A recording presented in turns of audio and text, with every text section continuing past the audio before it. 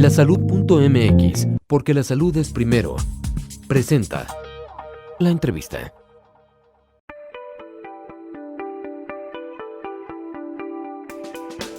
Soy Adolfina Vergés García, nací en República Dominicana, en la provincia de Duarte, y cuando estaba ya en el último año, para entrar al último año del bachillerato, pues elegí ciencias naturales en lugar de matemáticas o sociales.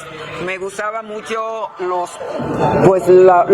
enfermos, e incluso iba con una prima al hospital como voluntarias a ayudar en la consulta externa, o sea, a ver pacientes con los médicos y demás. Entonces ahí ya tenía yo una base de que quería estudiar medicina.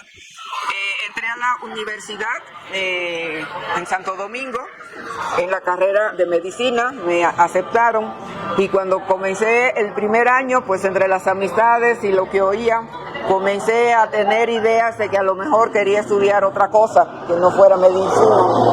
Y pensé en arquitectura, pensé en derecho, pensé en todas las cosas raras y diferentes que podía haber, ¿no? Y me hice un estudio, podría decir, de orientación vocacional con el psicólogo, o sea, en el departamento de psicología, y ahí me dijeron pues que mi perfil era para ser médico. Y yo le decía, pero no podría ser arquitecto. Digo, nunca me gustaron las matemáticas, ni sé matemáticas, pero me encanta la decoración y me gustan los diseños y me gusta todo eso. Entonces pensé que podía ser arquitecto y me dijeron, no, medicina. Entonces bueno, estudié medicina y la verdad que no me arrepentí, nunca me he arrepentido de haber estudiado medicina. Siempre me gustaron los niños, desde niña yo pequeña, siempre pues jugar con ellos, entretenerlos, vestirlos si era necesario, a los primos más chicos, ¿no? Y me encantaban los niños. Entonces, cuando terminé la carrera, dije pues voy a ser pediatra. Y exactamente allá en República Dominicana, en Santo Domingo, en el Hospital Robert Rick Cabral, estudié pediatría. Hice pediatría, llegué a ser jefe de residentes, o sea que fui muy bien valorada, vamos a decir, me encantó lo que hice, y ahí me ofrecieron una beca para venir a México a estudiar hematología, porque en el hospital no habían hematólogos pediatras. Entonces los niños con trastornos de la sangre, ya fuera leucemia, hemofilia, cualquier trastorno hematológico, no tenían ellos ningún médico especialista que los valorara. Pero desde entonces yo iba también al laboratorio del hospital, veíamos los frotis, o sea que me gustó la hematología, no fue algo que sencillamente salió y ya, me gustó. Y vine, y la verdad que me enamoré más allá de lo que estaba haciendo. En eso me casé con un mexicano, médico militar, que ya falleció. Tuvimos 2 hijos, ya son bastante ya mayor de edad. Una es arquitecta y el otro es abogado. Ninguno de los dos quiso estudiar medicina. A mí me fascina cuando alguien o el hijo de alguien me dice que va a estudiar medicina. Yo me siento identificada, me da gusto y me encanta saber que van a ser médicos. O sea, los compañeros de los hijos que estudiaron la carrera de medicina, pues me encanta verlos. Entonces, para mí, la medicina, la pediatría y la hematología, si volviera a nacer, espero poder estudiar eso mismo, o sea, haría lo mismo que hice ahora.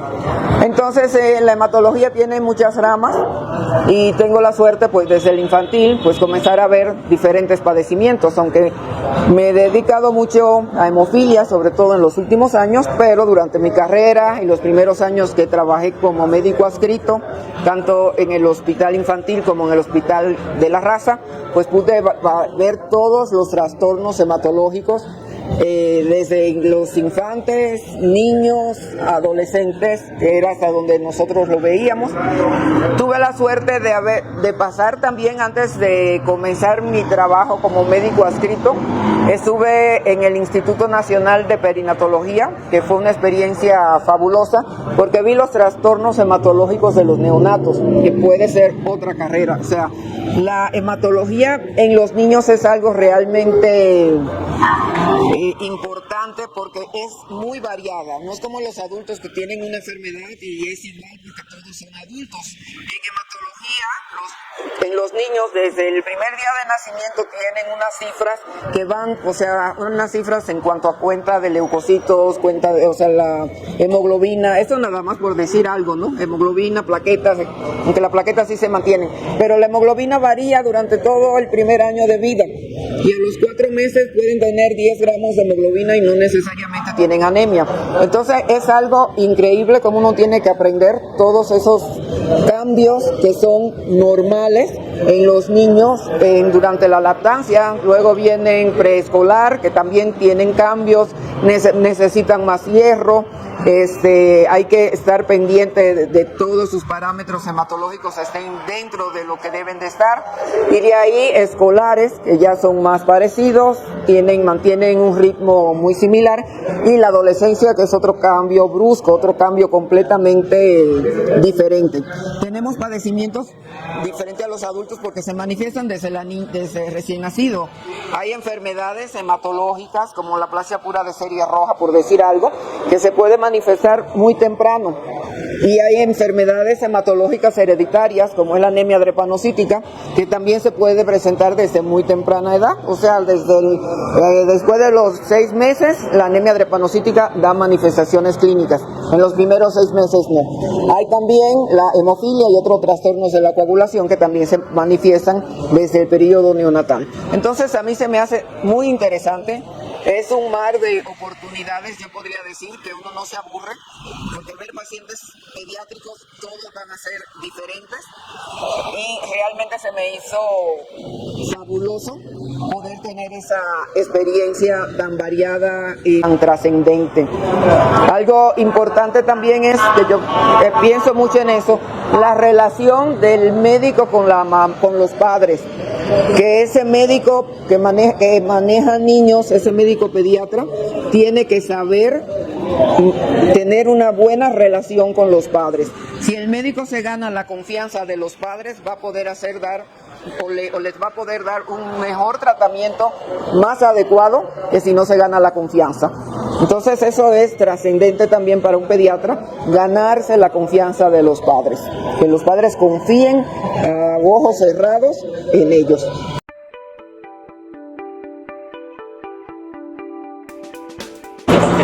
Bueno, son cosas, yo digo, al azar. Quizás yo por mí misma no hubiera elegido hemofilia, tengo que confesarlo, porque yo era apasionada o soy apasionada de las anemias en todas sus formas, desde la anemia por deficiencia de hierro, las anemias hereditarias, las anemias hemolíticas, y realmente me encanta esa parte de la hematología. Pero llegué al banco de sangre del Centro Médico Nacional La Raza y era para ver hemofilias. Entonces, pues el destino, puedo decir, me llevó a ver hemofilias. Y ahí tuve que ver hemofilias tanto de niños como de adultos. En ese momento no habían liofilizados, manejábamos a los pacientes igual que en el infantil, con plasma y críos precipitados. Y pude ver cómo los niños se les dañaban las articulaciones.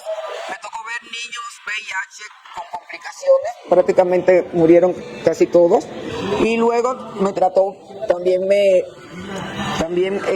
tuve la oportunidad de tratar a adultos con hemofilia, con VIH, porque eso fue en el año 92, que creo 91, que yo llegué al banco de sangre de La Raza, y estaba el VIH como en su máximo, sin tratamiento adecuado. Vi cómo morían familias ahí en infectología de La Raza, o sea que fue un poco deprimente. Me tocó ver donadores, y muchos de los donadores de NESA estaban contagiados, iban a transfundirse, porque dicen que vendían la sangre y esa sangre no la revisaban ni la examinaban. Entonces fue una experiencia muy valiosa también, además de aprender sobre banco de sangre. Pues vi hemofilias en niños y vi las hemofilias en los adultos, cómo evolucionaban sin un tratamiento, andaban con muletas, sillas de ruedas, y los niños sin ninguna esperanza de poder llegar a ser igual a sus semejantes sin hemofilia. Y pues Y ahí el doctor Antonio Ortiz me invitó a hematología pediátrica y yo me sentí realmente feliz. Y ahí me puso en la clínica de hemofilia. Pues ya llevaba yo la experiencia amplia del banco de sangre, pero también me tocaba ver el resto de los padecimientos hematológicos, o sea, no solamente veía problemas de hemofilia y de coagulación, yo veía todo, veíamos leucemias, anemias aplásicas, todo lo que llegaba, o sea, a quien le tocaba era quien lo veía. Pero además de eso, yo me hice cargo de los niños con hemofilia y yo era de las que andaba en las salas viendo a ver si había un paciente nuevo con hemofilia para robármelo. Porque luego los citaba a mi consulta y yo me hacía cargo de ellos. Y fue fascinante darle a esos padres la orientación necesaria. A todos yo se las daba, ¿no? Porque un niño con leucemia también eso es terrible para un papá. Hay que dedicarle tiempo.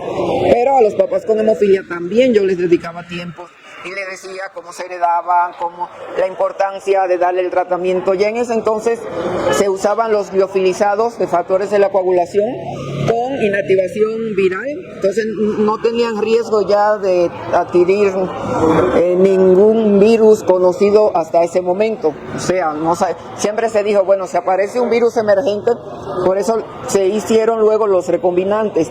El instituto tardó en comprar los recombinantes, que hoy en día ya es lo que están usando principalmente, pero en ese entonces eran más económicos los derivados plasmáticos que los recombinantes. Y luego, por razones políticas, se cambió y los recombinantes hoy en día ya salen más económicos que los derivados plasmáticos. Pero fueron muy buenos los derivados plasmáticos, eran productos adecuados y en ese entonces el tratamiento era oportuno. Se les enseñaba a los pacientes que cuando empezaran un sangrado o cuando se cayeran, que no esperaran más de 2 horas para aplicarse el factor. Se les enseñaba cómo era la dosis. En el hospital las enfermeras se encargaban de enseñarles a infundirse el medicamento, primero a las mamás, a los papás, a los tíos, todo el que quisiera. Se hacían campamentos para los niños para que ellos también practicaran y pues eso fue una gran labor que se hizo en el General de la Raza.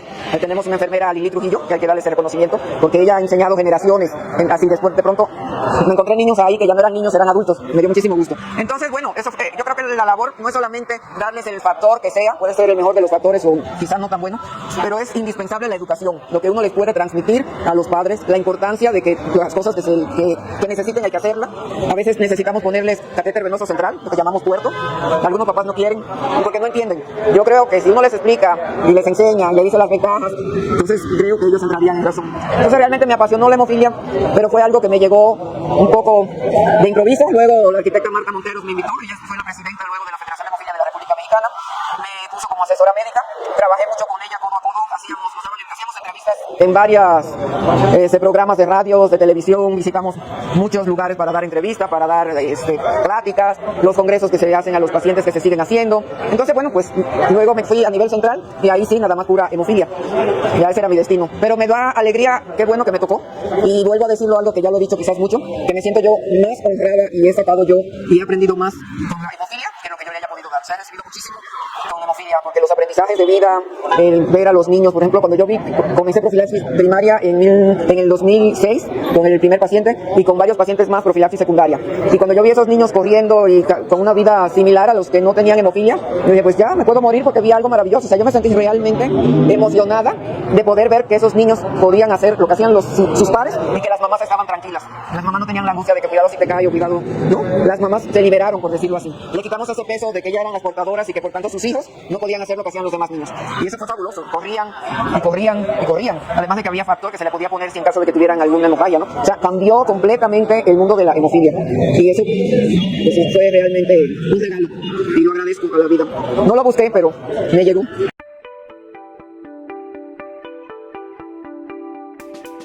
Los que se han ocupado de eso han sido realmente la Federación de Hemofilia de la República Mexicana. María Luisa Bazar de Abreu, que fue la fundadora, fue una luchadora incansable de sentarse con las autoridades a pelear para que llegaran medicamentos. Y a cada presidente que hemos tenido, pues han hecho la lucha.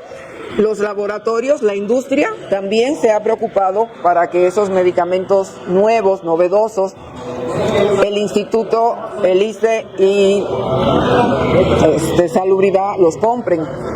Anteriormente yo siento que México, cuando yo comencé en el banco, bueno, desde el infantil, la industria no se preocupaba nada, ni siquiera un poco, como de que hubieran los medicamentos en México. México tardó mucho en que llegaran los medicamentos que ya se usaban en países de Europa, Estados Unidos y Canadá. O sea, nosotros éramos los únicos que usábamos plasma. A mí me tocó ir a un evento de Baxter a Buenos Aires y a mí me dio vergüenza decir cómo trataba, y así lo tratábamos, a los pacientes con inhibidores. Mientras a nivel mundial ya estaba el Feiba, nosotros no teníamos nada. Entonces usábamos dosis alta del factor, le dábamos esteroides, le hacíamos sin ningún beneficio real. Entonces, la verdad que era muy difícil, por ejemplo, en esos años tratar a una persona con inhibidores, porque había factor 8 y 9, pero no existían los agentes puentes. Hasta que llegó el factor 7, que comenzó a hacer la promoción y a difundir y el uso del 7, entonces Feiba ya comenzó también a hacer promoción para que compraran Feiba. Entonces la industria fue quien se encargó realmente de que esos medicamentos novedosos, porque el factor 7 fue también un medicamento milagroso cuando llegó, porque los pacientes se morían o quedaban con secuelas graves. La vida de un paciente con hemofilia con un inhibidor sin agentes bypassiantes realmente era terrible, terrible. Y para el médico, una angustia. Si había que operar un paciente de esos, sabíamos que probablemente se moría, porque por mucho factor 8 o factor 9 que le pusiéramos, pues no había una respuesta. Y ya también pues llegó el emicizumab, pero eso también la industria se encargó de enseñarles. Los médicos apoyamos, vamos a decir, pero quien hace esa labor básicamente es la industria. Se pide las citas con las autoridades, le demuestran y hasta que los convencen, y la presión de que esos medicamentos existen y nosotros no lo estamos usando. Lo mismo pasa con los factores 8 y 9 de vida media extendida. O sea, la industria también se ha ocupado pues de hacer cursos para los médicos en hemofilia, pero también con las autoridades. Entonces, por suerte, la distancia entre lo que se hace a nivel mundial, y que es lo bueno, para que llegue a México pasan muchos años. Yo diría que más de 5 o 10 años. Por ejemplo, el emicizumab no tardó tanto, pero los de vida media extendida yo creo que llegaron 10 años después. Y el emicizumab llegó pronto porque, bueno, es por la molécula novedosa, y la casa farmacéutica sí se movió, enseñó, mostró que eso también ha sido algo milagroso. Pero bueno, también enseñarle al médico que si el niño tiene inhibidor y puede tener una respuesta favorable a la tolerancia inmune, hay que darle tolerancia inmune. O sea, de una vez tiene inhibidor y le quiero dar el emicizumab. Yo, como pediatra, si el niño tiene inhibidor y es menor de 8 años, yo soy de la idea de darle inmunotolerancia. Y si no tiene un acceso venoso en las manos, periférico, ponerle un catéter venoso central.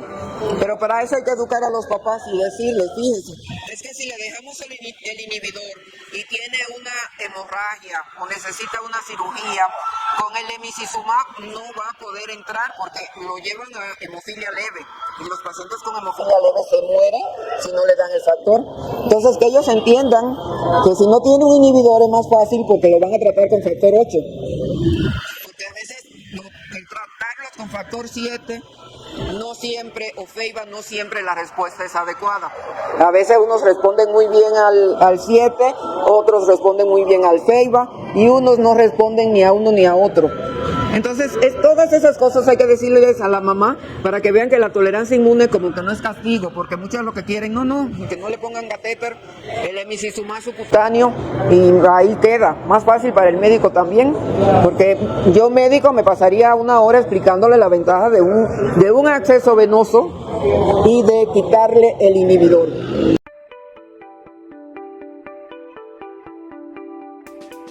En hemofilia A hay países que le dan el emicizumab, pero si tienen un evento cirugía porque el emicizumab es para profilaxis, es para evitar los sangrados. Pero una vez que el paciente está sangrando, necesita o factor 8 o necesita factor 7, si tiene inhibidores. Yo creo que fue fabuloso porque le cambió la vida a las personas con inhibidores. Ahora, por ejemplo, que hay hermanos que uno tiene el emicizumab por el inhibidor y el otro no, casi el que no tiene inhibidor envidia al que sí tiene, porque realmente pues es un medicamento que es una molécula que se parece al factor 8, es un impostor, vamos a decir, y va y ocupa el lugar del factor 8 y desencadena la coagulación, por decirlo de una manera sencilla. Entonces ha sido milagroso, porque con una aplicación, primeramente ahí es una impregnación de una dosis una vez por semana, 4 semanas, y luego la aplicación es cada mes, es subcutánea, y con la actividad que produce como si fuera factor 8, pues lleva a los pacientes a una hemofilia leve. Prácticamente no sangran, están excelentes, no tienen que buscar accesos venosos, no funciona en hemofilia B, porque necesita para funcionar el factor 9 y la hemofilia B no tiene factor 9, por eso no funciona en hemofilia B. Ya van a sacar, no sé si ya llegaron a México, otras moléculas que sí van a servir tanto para hemofilia A como para hemofilia B, con y sin inhibidores. Ha sido un cambio maravilloso, ¿no? En el Seguro Social la indicación es solamente para pacientes con inhibidores de alta respuesta. Pero en otras instituciones lo usan en pacientes con y sin inhibidores con hemofilia A. Que los factores de vida media extendida, pues sí es un avance, pero se tienen que seguir inyectándose 1 o 2 veces por semana, entonces de 3 veces pasar a 2, pues como que no es un salto tan grande, ¿no? Y bueno, y el emicizumab pues es subcutáneo, y cada mes, o sea, ni los diabéticos, o sea, ha sido fabuloso, y los que vienen también son subcutáneos. Y el otro salto muy grande que se está dando es con la terapia génica. Ya el doctor García Chávez inició su programa, bueno, digo su programa porque él es el que lo está llevando a cabo, de terapia génica para pacientes con hemofilia B. Y ese es otro salto grandísimo, porque eso ya no se van a tener que transfundir, ni picar, ni nada. El problema de la terapia génica es que es un virus y puede dañar un poco el hígado, puede producir una hepatitis que puede ser transitoria, y el otro no se usa en niños todavía, en jóvenes tampoco, porque se vio que un paciente hizo un linfoma que no está relacionado con la terapia, pero con los niños siempre se llevan las cosas un poco más lento, ¿no? Y eso es fabuloso. Y yo de lo que estoy enamorada es de la edición génica, que eso es quitar un pedacito y ponerle un gen que sí funciona, o sea, cortar y pegar, así como tan sencillo. Y yo creo que el hecho de ser tan sencillo, pues las autoridades no le están dando mucha cabida. Yo en un congreso de hemofilia, un chico que dijo que ellos en Chapingo ya hacen esa edición génica para plantas, cortar y pegar.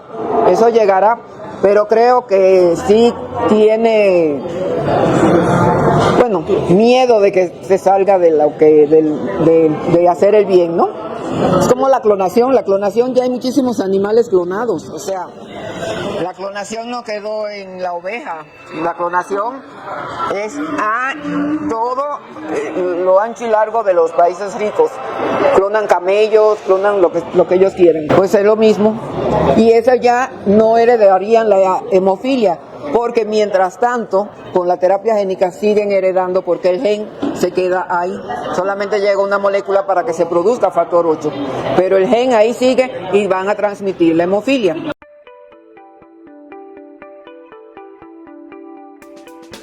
Pues yo espero que se cure, que sería lo que falta y lo que los pacientes europeos, que han sido de los más firmes y de los que más han exigido, y que gracias a ellos estamos donde estamos, pues ellos es lo que aspiran, no transmitir la hemofilia.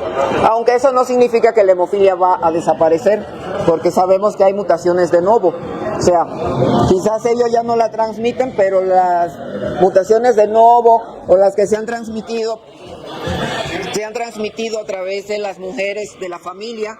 Ninguna ha tenido una manifestación clínica, pero lleva el gen y puede una mujer sin ningún antecedente tener un hijo con hemofilia, sin ser ni siquiera mutación de nuevo. Entonces la hemofilia no va a desaparecer, pero va a disminuir considerablemente. Y la calidad de vida pues hoy en día ha cambiado de una manera potencial. Lástima que no todas las personas tienen acceso a esa calidad de atención.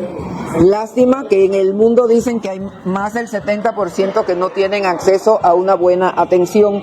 Y en México yo me atrevería a decir quizás que hay un 45%, 30% que no tiene acceso a una calidad de atención. Sí, entonces lo que se busca es que todas las personas con trastornos de la coagulación pues puedan llegar a un hospital donde se disponga de un tratamiento adecuado, ¿no?